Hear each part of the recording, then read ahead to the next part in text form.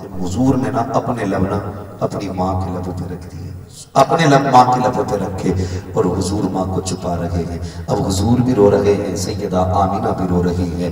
دونوں کا انداز یہ تھا، یہ پیار کا عالم تھا، یہ قربت تھی کہ پیغمبر کے آنسو سیدہ آمینہ کے رخسار پر جا رہے تھے اور حضرت آمینہ کے آنسو پیغمبر اسلام کے رخسار پہ آ رہے تھے۔ اللہ اکبر۔ حضور ماں کے گلے میں ہاتھ ڈال کے بیٹھے، جیسی ماں نے اتنا کہا تھا نا، بیٹے آج عبداللہ کی یاد آ گئی ہے، آج تمہارے گزرے باپ کی یاد آ گئی ہے۔ اللہ اکبر۔ اٹھے فوراً دادا کی گود میں جا کے بیٹھ جاتے ہیں، دادا کے گلے میں ہاتھ ڈالا۔ پوتے اور دادا کا بڑا انوکھا پیار ہوتا ہے، کبھی سر پہ چڑھتا ہے پوتا، کبھی سینے پہ چڑھتا ہے پوتا، کبھی بال پکڑتا ہے، کبھی داڑھی پکڑتا ہے۔ لوگ کہتے ہیں کہ پوتا پوت سے زیادہ پیارا ہوتا ہے دادا کو۔ اس کی وجہ جانتے ہیں؟ اس کی وجہ یہ ہے، دادا اس لیے پوتے سے زیادہ پیار کرتا ہے کیونکہ اسے پوتے کے بچپن میں اپنے بیٹے کا بچپن نظر آیا کرتا ہے، اس لیے دادا پوتے سے زیادہ پیار کرتا ہے۔ محبوب دادا کی گود میں گئے ہیں اور کبھی داڑھی چوم رہے ہیں، کبھی ماتھا چوم رہے ہیں۔ دادا نے کہا تھا بیٹے آج اتنے پیار کی وجہ کیا ہے؟ سرکار عرض کرتے ہیں دادا جان میرا جی چاہتا ہے امی کے ساتھ ہم اپنے ننیال جائیں۔ اللہ اکبر۔ راستے میں حضرت عبداللہ کی قبر پڑتی تھی، ننیال جانے کی اجازت چاہی۔ حضرت عبدالمطلب نے اپنے پوتے سرکار دو عالم صلی اللہ تعالیٰ علیہ وسلم کو اور سیدہ آمینہ کو، ام ایمن کو مدینہ جانے والے قافلے کے ساتھ مدینہ بھیجا۔ کچھ دن مدینہ شریف میں میرے نبی نے زندگی گزاری امی کے ساتھ۔ واپس پلٹتے ہوئے اپنے والد کی قبر پر حاضری ہوئی ہے۔ سیدہ آمینہ نے ہاتھ پکڑا محبوب کا، کہا عبداللہ دیکھو تم اکیلا چھوڑ کے آئے تھے، میں تمہارے چمن کا کتنا پیارا پھول محمد لے کے ساتھ آئی ہوں۔ اللہ اکبر۔ وہیں سے طبیعت بگڑنا شروع ہوئی ہے، راستے میں طبیعت بگڑتی چلی جاتی ہے، بخار پڑتا چلا گیا، طبیعت اتنی ناساز ہو گئی کہ آپ سواری پہ بیٹھ نہیں سکتے تھے، بیٹھ نہیں سکتی تھی۔ آپ نے قافلے سے کہا تھا ٹھہر جائیے، جب تھوڑا آرام ہو جائے گا تب آگے بڑھا جائے گا۔ قافلے نے انتظار کیا، لیکن جیسے جیسے وقت گزرتا گیا طبیعت بگڑتی چلی گئی، طبیعت زیادہ بگڑی،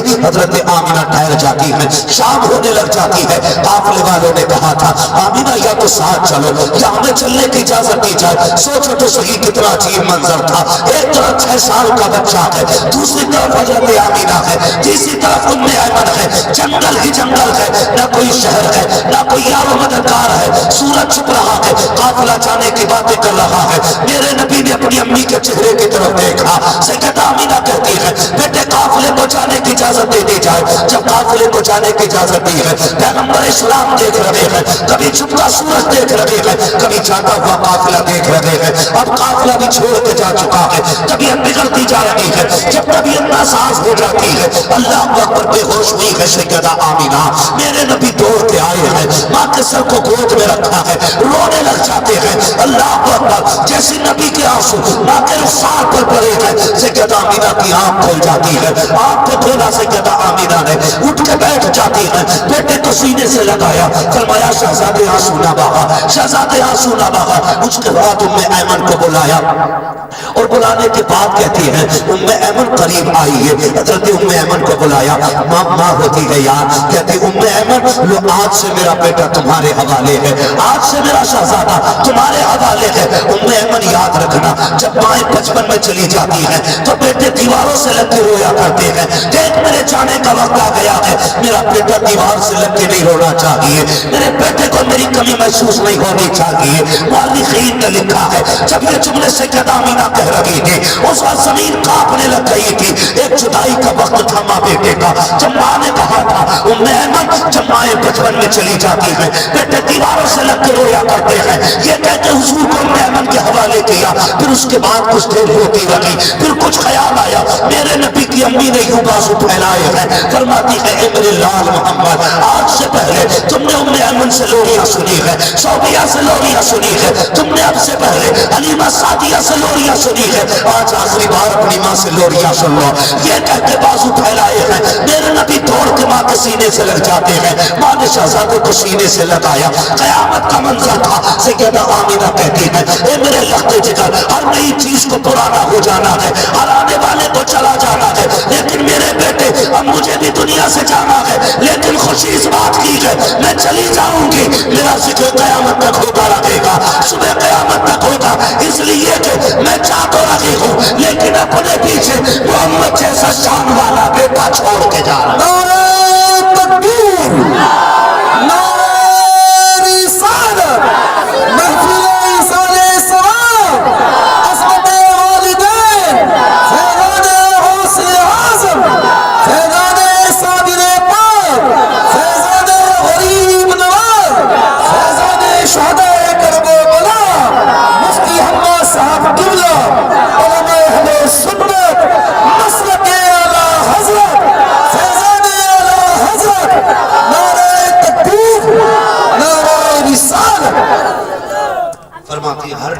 کو پرانا ہو جائے.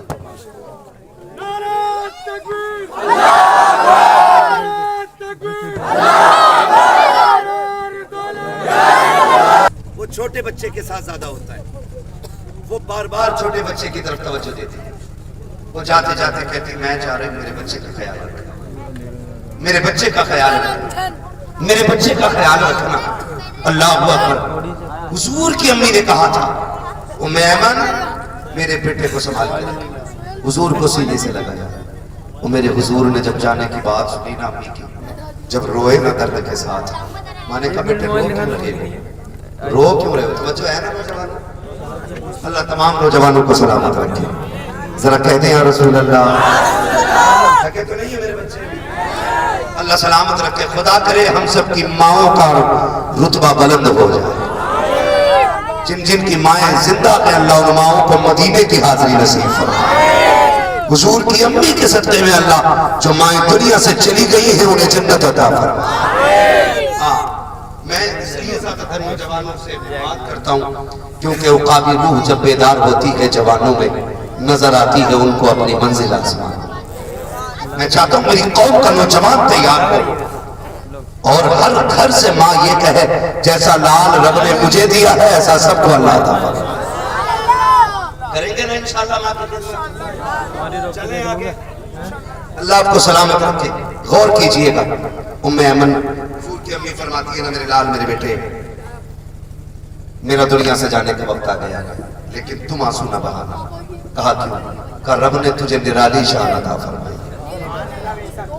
رب نے نرالی شان عطا فرمائی ہے کہ جب تو پیدا ہوا تو کوئی اعلان کر رہا تھا کہ آنے والے زمانے میں اس کا ایک اپنا مقام ہوگا, سارا زمانہ اس کا غلام ہوگا, یہ سارے زمانے کا امام ہوگا. یہ کہتے کہتے حضرت آمینہ کی زبان بند ہو گئی. جب زبان بند ہوئی نا حضور نے ماں کا سر اپنی گود میں رکھ لیا اور حضور کی باتیں کرتے کرتے دنیا سے چلی گئی. باتیں کیا تھی, حضور کی نعتیں تھی. جب باتیں کرتے کرتے دنیا سے گئی, سوچو تو صحیح 6 سال کا بچہ ہو, کوئی اور نہ ہو, صرف ماں ہو اور وہ بھی دنیا سے چل بسی ہو, پھر بیٹے کے دل پہ کیا گزری ہوگی. میرے نبی نے اپنے لب اپنی ماں کے بند ہونٹوں پہ رکھے اور سینے سے لگا کے کہتے امی اور بولو نا.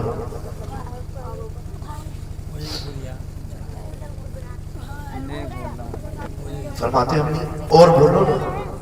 محدث دل بھی فرماتے 2 مرتبہ میرے نبی نے کہا تھا امی اور بولو. اگر تیسری مرتبہ نبی کہہ دیتے تو ماں کو اٹھ کے بیٹھنا پڑ جاتا.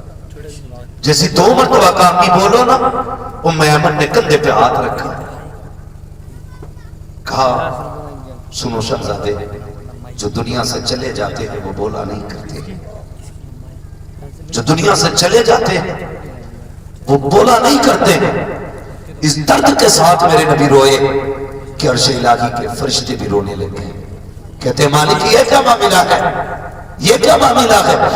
پیدا ہونے سے پہلے باپ کا سایہ لے لیا اور پیدا ہونے کے بعد اب یہ 6 سال کی عمر میں ماں کا سایہ.